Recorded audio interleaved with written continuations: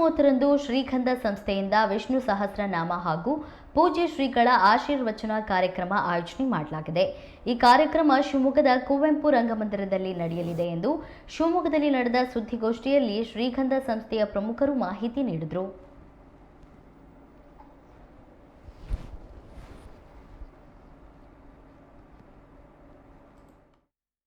ಒಳ್ಳೆಯದಾಗ್ತಾ ಇರಬೇಕು.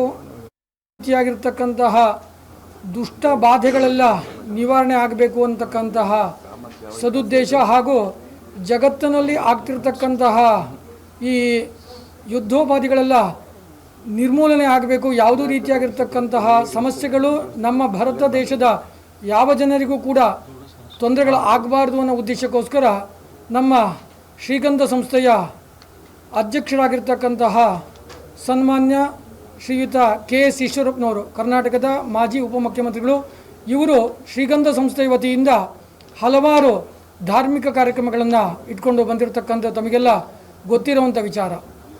ಅದೇ ರೀತಿಯಾಗಿ ಇನ್ನು ಯಾವ ಕಾರ್ಯಕ್ರಮಗಳನ್ನು ಮಾಡಿದ್ರೆ ನಮ್ಮ ಭಾರತ ದೇಶವು ಎಲ್ಲ ಹಿಂದೂಗಳು ಕೂಡ ತಾವುಗಳು ಚೆನ್ನಾಗಿರುವಂತಹ ಯೋಗಕ್ಷೇಮದಿಂದ ಇರುವಂತಹ ಕೆಲಸಗಳು ಆಗಬೇಕು ಅಂತಹ ಯೋಚನೆಯನ್ನು ಮಾಡಿದಾಗ Vishnu Sahasranama global education trust ಹಾಗೂ ಭಜನಾ ಪರಿಷತ್ತು ಶಿವಮೊಗ್ಗ ನಗರದ ಎಲ್ಲ ಭಜನಾ ಮಂಡಳಿಗಳ ಒಕ್ಕೂಟ ಇದರ ಸಹಯೋಗದೊಂದಿಗೆ ಶ್ರೀಗಂಧ ಸಂಸ್ಥೆಯು ನಾಡಿದ್ದು 30ನೇ ತಾರೀಕು ಸೋಮವಾರ ವಿಷ್ಣು ಸಹಸ್ರನಾಮ ಪಾರಾಯಣ ಹಾಗೂ ಪೂಜ್ಯ ಶ್ರೀಗಳ ಆಶೀರ್ವಚನ ಕಾರ್ಯಕ್ರಮವನ್ನು ಇಟ್ಕೊಂಡಿರ್ತಕ್ಕಂಥದ್ದು. ಈ ಕಾರ್ಯಕ್ರಮ ಶಿವಮೊಗ್ಗ ನಗರದ ಕುವೆಂಪು ರಂಗಮಂದಿರದಲ್ಲಿ ಬೆಳಗ್ಗೆ 10 ಗಂಟೆಯಿಂದ ಪ್ರಾರಂಭವಾಗ್ತಕ್ಕಂಥದ್ದು.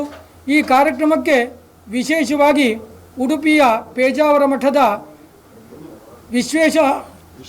ವಿಶ್ವಪ್ರಸನ್ನ ತೀರ್ಥ ಶ್ರೀಪಾದಂಗಳು ಆಗಮಿಸುತ್ತಿದ್ದಾರೆ. ಅದಲ್ಲದೆ ಬಾಳಗಾರು ಮಠದ ಅಕ್ಷೋಭ್ಯ ರಾಮಪ್ರಿಯ ತೀರ್ಥರು ಕೂಡ ಸ್ವಾಮಿಗಳು ಆಗಮಿಸ್ತಾ ಇದ್ದಾರೆ.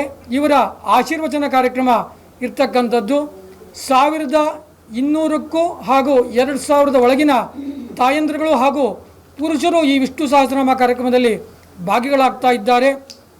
ಈ ಕಾರ್ಯಕ್ರಮದ ಅಧ್ಯಕ್ಷತೆಯನ್ನು ಶ್ರೀಯುತ KS ಈಶ್ವರಪ್ಪನವರು ವಹಿಸಿ ಈ ಕಾರ್ಯಕ್ರಮವನ್ನು ಲೋಕ ಕಲ್ಯಾಣಾರ್ಥವಾಗಿ ಈ ಕಾರ್ಯಕ್ರಮವನ್ನು ಮಾಡ್ತಿರತಕ್ಕಂಥದ್ದು. ಮಹಾವಿಷ್ಣುವಿನ ಅವತಾರದಲ್ಲಿ ಮಹಾವಿಷ್ಣು ಜಗತ್ತಿನಲ್ಲಿರ್ತಕ್ಕಂತಹ ಎಲ್ಲ ದುಷ್ಟಬಾಧೆಗಳನ್ನು ನಿವಾರಣೆ ಮಾಡಿರತಕ್ಕಂಥದ್ದು ಭಗವದ್ಗೀತೆಯಲ್ಲಿ ಹೇಳಿದ್ದಾನೆ. ಯದ್ಯದಾಚರತಿ ಶ್ರೇಷ್ಠ ತತ್ಯದೇವೇತರೋ ಜನಃ ಸಯತ್ ಪ್ರಮಾಣಂ ಕುರುತೆ ಲೋಕಸ್ತದನು ವರ್ತತೆ ಅಂತ.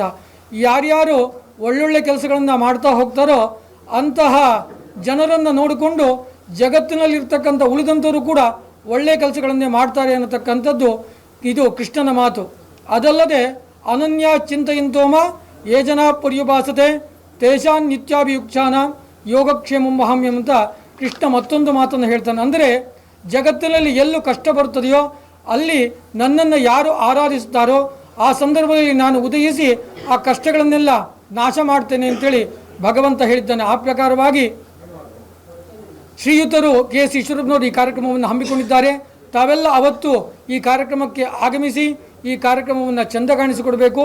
ಅತ್ಯಂತ ವೈಶಿಷ್ಟ್ಯಪೂರ್ಣವಾಗಿರ್ತಕ್ಕಂಥ ಈ ಕಾರ್ಯಕ್ರಮಕ್ಕೆ ತಮ್ಮ ಉಪಸ್ಥಿತಿ ಬಹಳ ಮುಖ್ಯ.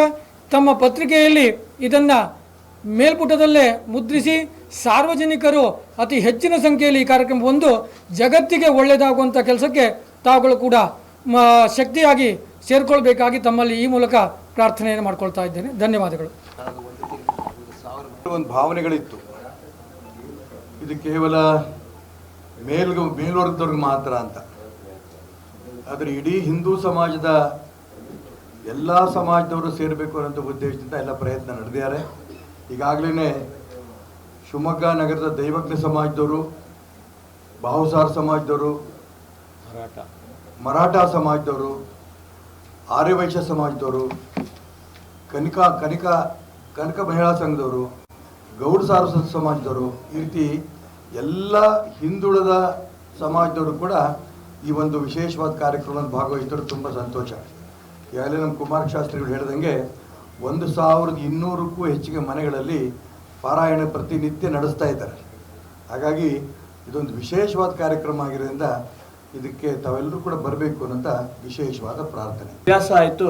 ಆ ಒಂದು ಅಭ್ಯಾಸ ಸಂದರ್ಭದಲ್ಲಿ ಸುಮಾರು 600ರಿಂದ 700 ಜನ ತಾಯಂದರಿಗೆ ಶ್ರೀಗಂಧ ವತಿಯಿಂದ ವಿಷ್ಣು ಸಹಸ್ರನಾಮದ ಬುಕ್ಕನ್ನು ಕೂಡ ನಾವು ಶ್ರೀಗಂಧ ವತಿಯಿಂದ ನಾವು ಉಚಿತವಾಗಿ ಅವರಿಗೆ ಕೊಟ್ಟಿದ್ದೀವಿ. ಸುಮಾರು 600 ಜನಕ್ಕೂ ಹೆಚ್ಚು ತಾಯಂದರು ಹೊಸದಾಗಿ ಪ್ರಾರಂಭ ಮಾಡಿರೋದು ವಿಶೇಷತೆ ಅಂತ ಈ ಒಂದು ಸಂದರ್ಭದಲ್ಲಿ ನಾನು ಕೂಡ ಹೇಳಲಿಕ್ಕೆ ಬಯಸ್ತಾ ಇದ್ದೀನಿ. ಒಳ್ಳೆಯದಾಗ್ತಾ